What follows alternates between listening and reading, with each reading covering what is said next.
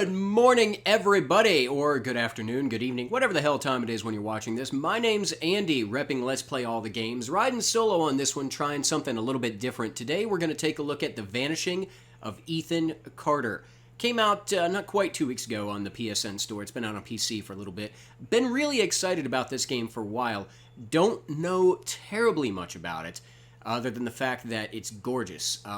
You can see this scene right here in the beginning. This is indicative of what it's going to look like. This game is PT levels of gorgeous. It's up there with PT, Allison Road, that level. Maybe not exactly where they are, but they're on the same floor if they're not in the same room. It's a spooky game. It's a mystery game. Shouldn't be any jump scares, too much, actual scary stuff. There may be some true psychological horror to it. However, just spooky, not like, no Five Nights at Freddy kind of shit jumping out at you. One last thing about this game that has me really intrigued is the fact that we're looking for someone named Ethan Carter. My last name is also Carter, and I just can't leave a fellow Carter hanging. So Ethan, if you're out there, wherever you're at, we're coming for you, buddy. It's time to unvanish you. Just hang on. We're on our way. So I have messed around with this a little bit. Enough to tell you that warning right there, I have never seen anything like that.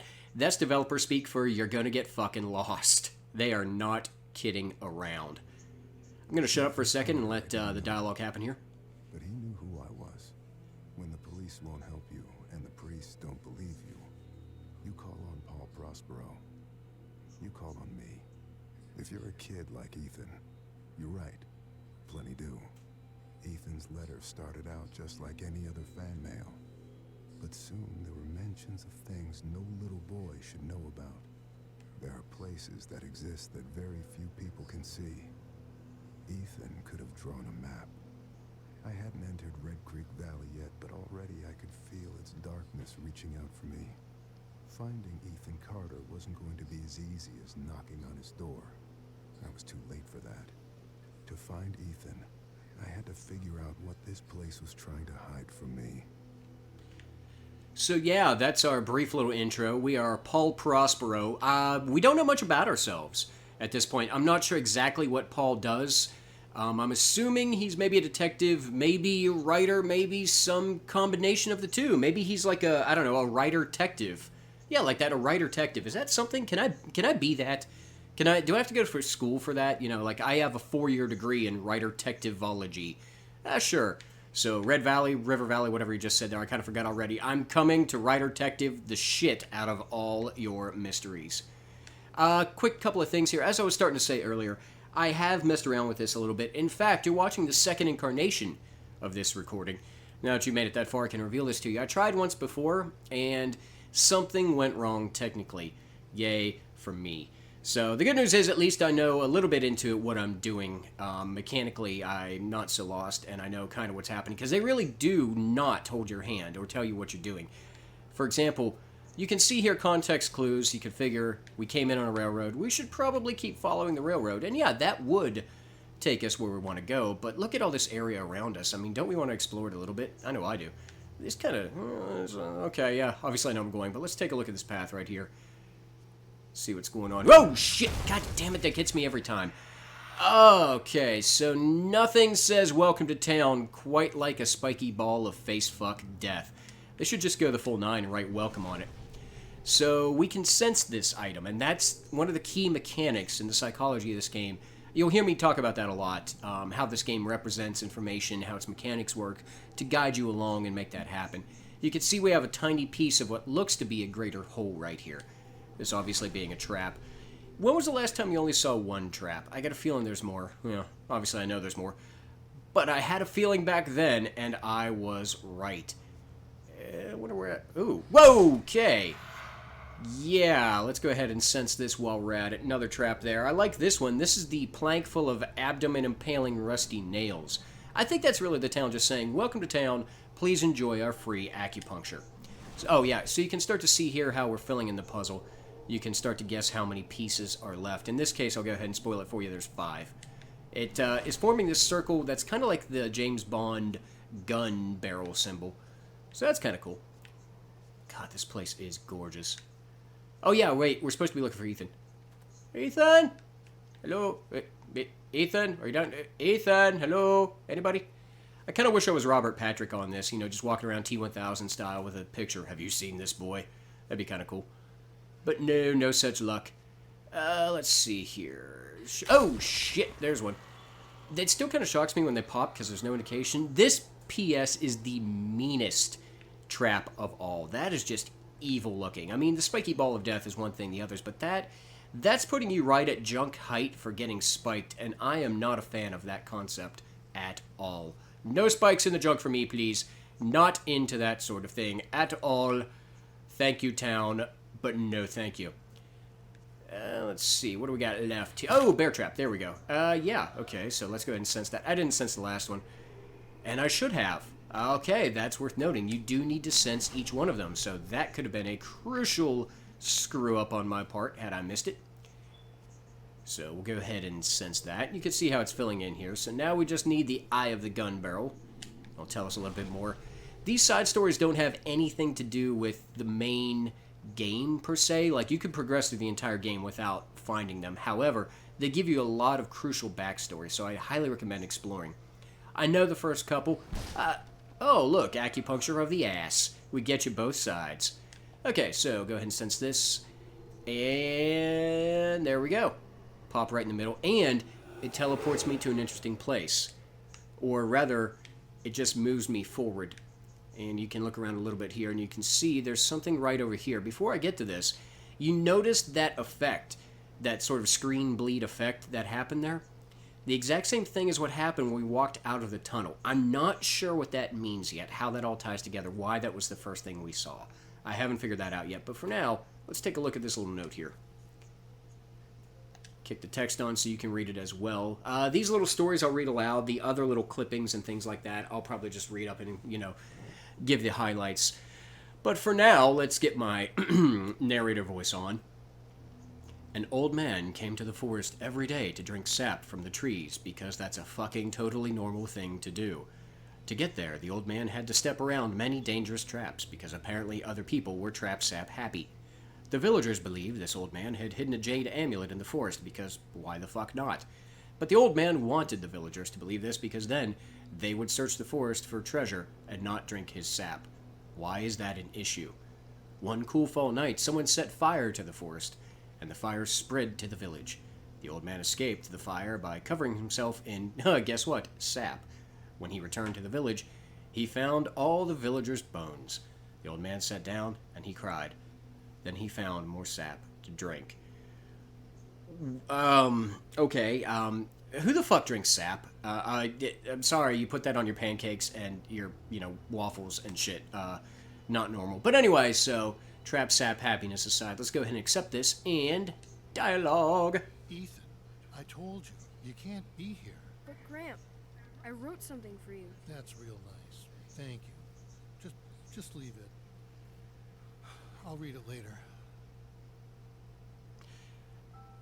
So that gives us our first couple tidbits of information there. That's Ethan, who, obviously Ethan's a young boy, we did know that earlier, talking to his grandfather, Ed. Here's a little bit more info about Ed. One dead in house fire. Look at that face, by the way. Let's take an awfully close look at that face. We're going to see that again. Also interesting to me, we can start to date a little bit of when this is happening. If you look carefully to the left, something about withdrawal from Vietnam complete or partially complete. That's giving us some dates, at least the dates of the fire, an idea of there. So let's go ahead and read through this. Now, this is stuff I won't read, but I'll give you highlights. Bayfield County, fire damaged a historic home in Red Creek Valley Wednesday.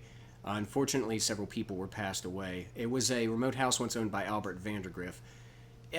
Gail Carter unfortunately passed away. Edwin Carter, 62, did live. He thinks he fell asleep with a cigarette. Firefighters dispatched to the scene, etc. This kind of sets up that there's two families.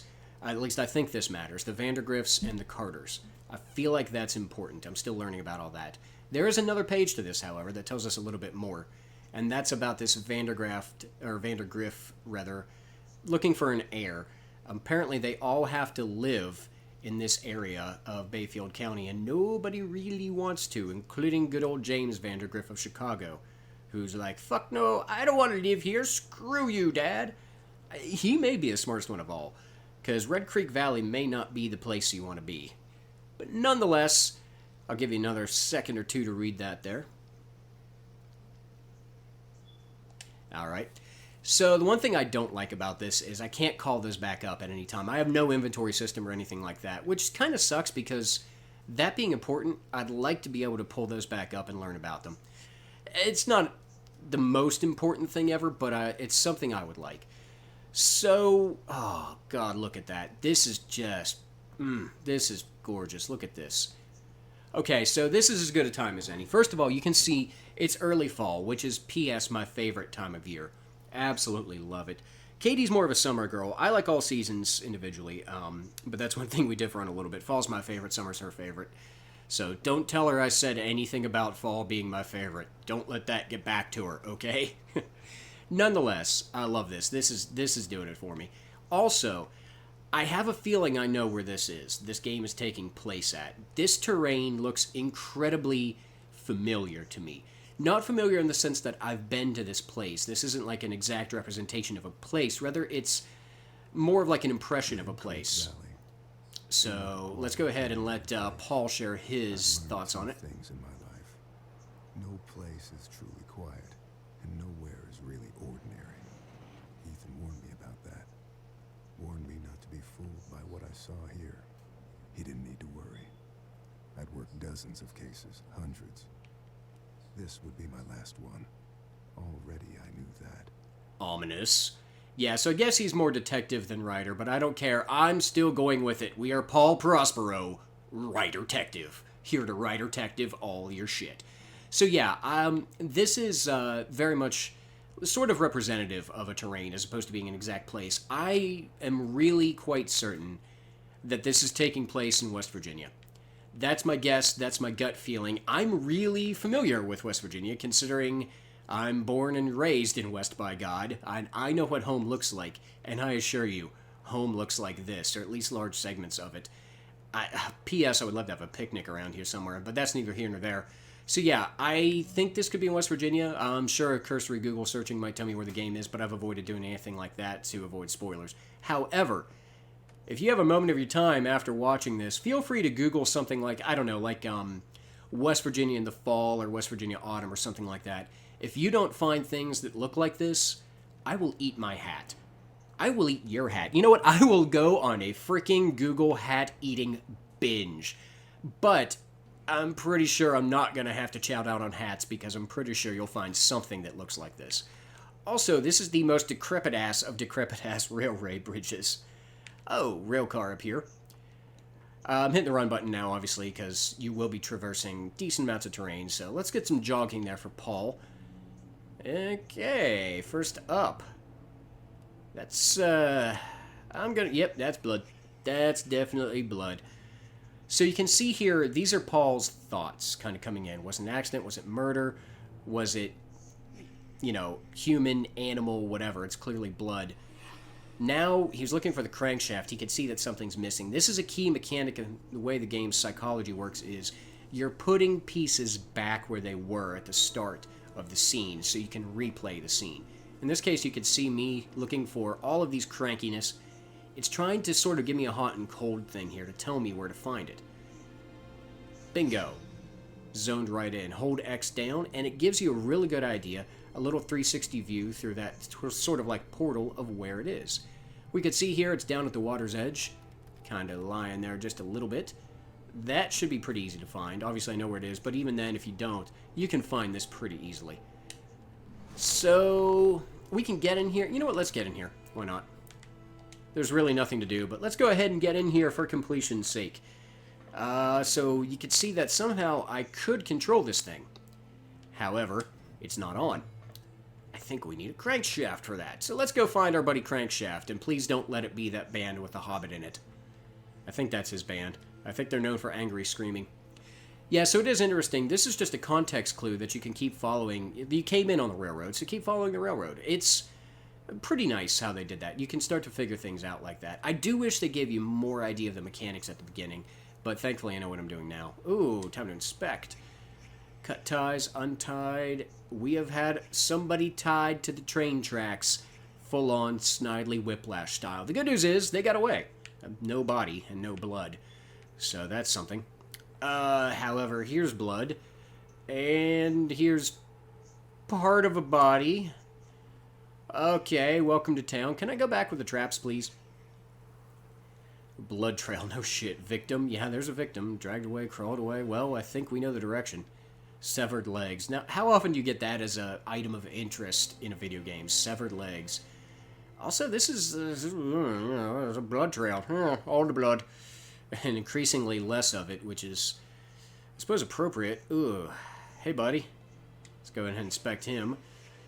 Yeah, blood from the legs. No shit, you think? Come on, Paul, you can write detective better than that. So I can touch him now, but it doesn't really do anything yet. We'll come back to that later. Also, apparently we like to touch dead bodies. Who knew?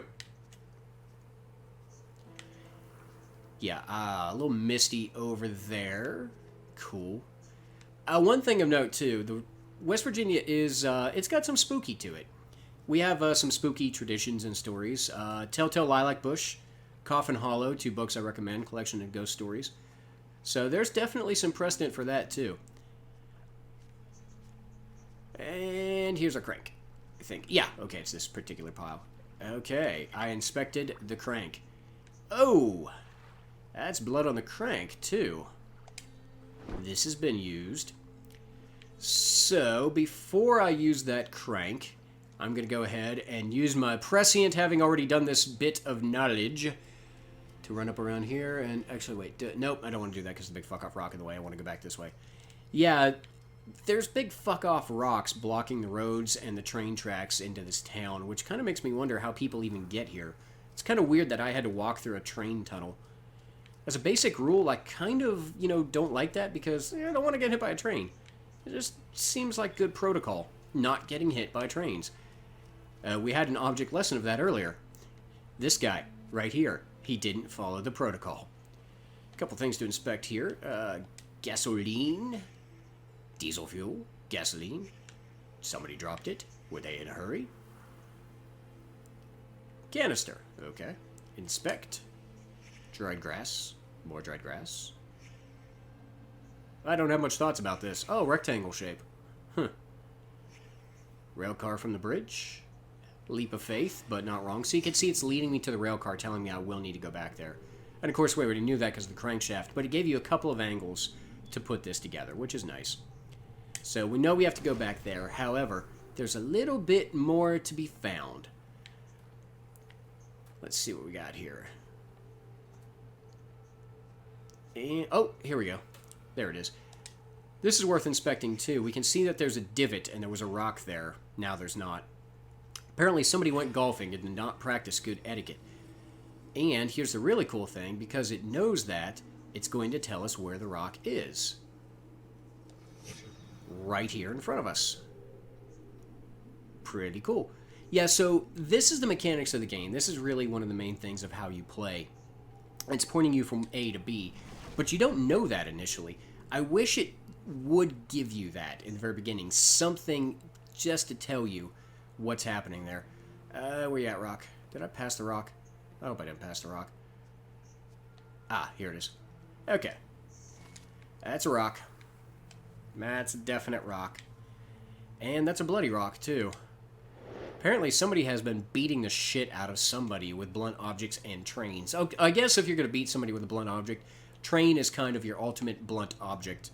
So, train beats rock, paper, and scissors. So now, here's the last part of the piece of the puzzle, if I can be completely redundant. This could elude you at first. What you're supposed to do, as I said with the crankshaft, you're supposed to be replacing everything, but it's really easy to miss that that's what you're supposed to do. You'll see why here in a second, how that's working out. So the last piece of this we got to put together is the rail car. Sorry, buddy. Let's not step on your legs out of respect.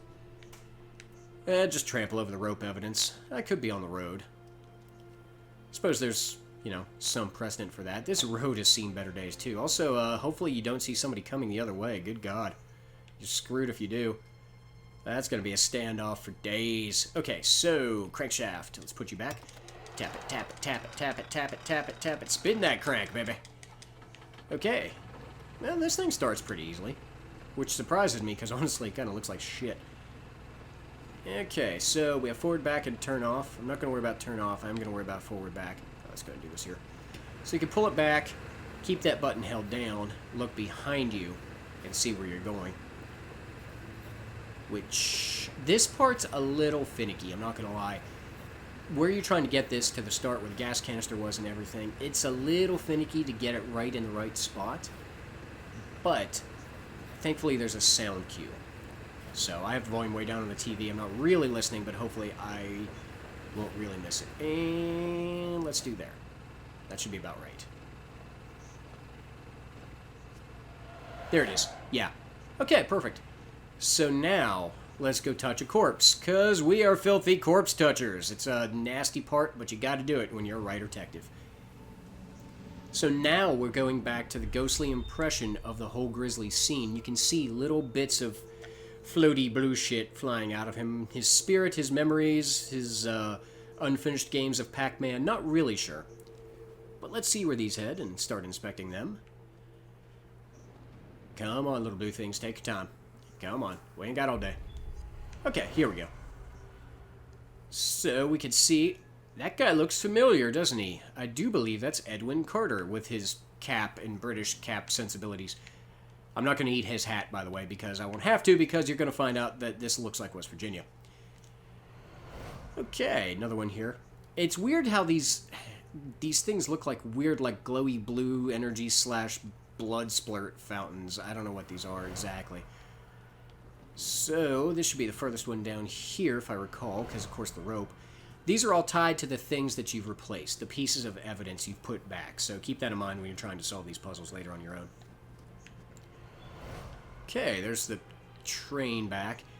You can also see that we've entered into some sort of weird ghostly nether realm. I don't know if we're like on the astral plane or something, but okay, so now we've got all the pieces. Chronology is the next bit. Chronology is I'm trying to put all of these little scenes I've discovered in order. So I don't think this is first. I think